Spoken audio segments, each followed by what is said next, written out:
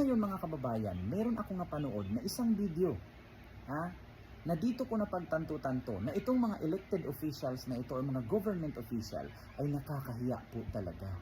Kasi ang kanilang pinaglalaban ay yung tao kasi may pera, may napakinabang sa kanila, samantalang tayo, kung tayo ay isa sa mga naabuso ni Kibuloy, wala na pala tayong saysay sa kanila.